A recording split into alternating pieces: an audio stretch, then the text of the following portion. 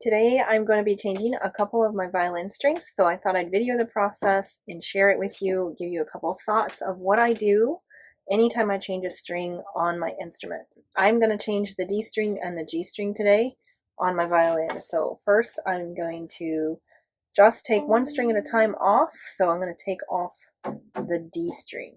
I'm holding the violin between my knees, by the way. It's a very stable way to support the instrument while you change the string. And then I'm just going to hold the string and loosen the peg and get it out of there.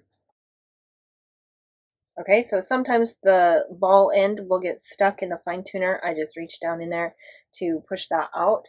And then what I do is I take the peg out, and you can see that I have some black on this peg, and that is from peg dope or peg compound. It's called both. There's several different types that you could use. So that's peg compound.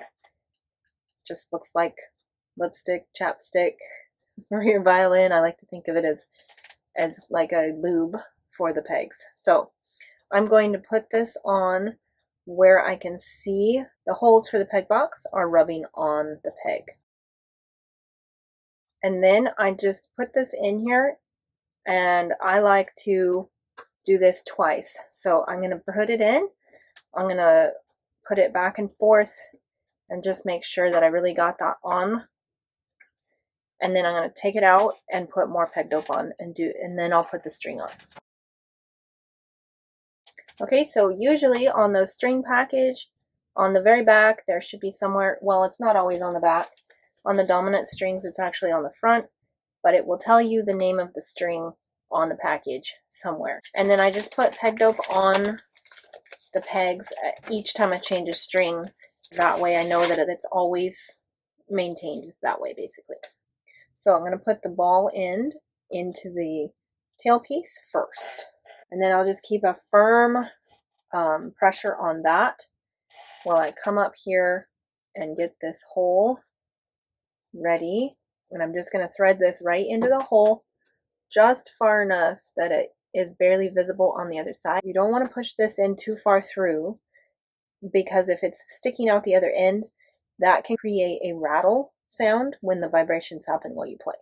So I'm just going to go just to the other side of there and then give it a nice twist. So you kind of want to create a right angle, basically, right there where you want the string to fold. Okay, so I'm going to turn the violin around and show you.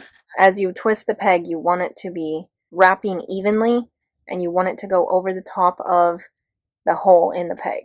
So I'll show you again after I wrap it a little bit more. So you see how I'm controlling that it evenly coils right there. I'm not like going over the top of itself or anything like that.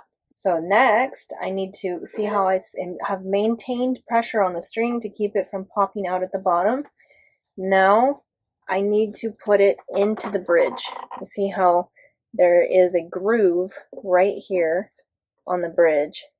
So I need to get the string into that groove. There, it slipped into the groove.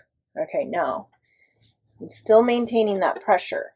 So I'm going to put it back between my knees, support that pressure with this hand, and continue winding. You also want to make sure that the string slips in to the nut. There's a groove in the nut for it as well. Okay, and then you're just going to hold it between your knees, hold right here.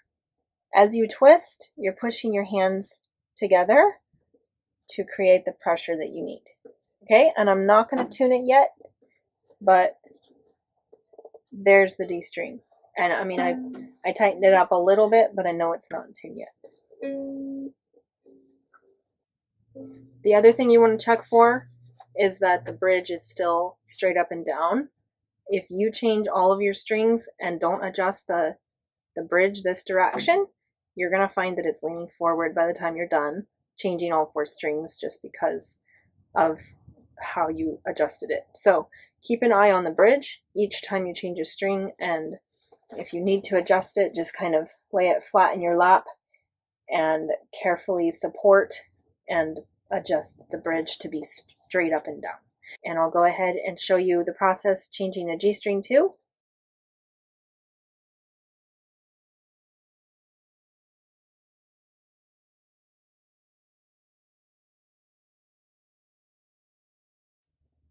Okay, so there is one thing I'm going to show you on my G string. This may not be the best, but my hole for my G string is way over here, and of course the G string goes right here. And so I'm going to show you how I'm going to insert into that hole and then allow the peg, or allow the string winding to come over here before I wind it.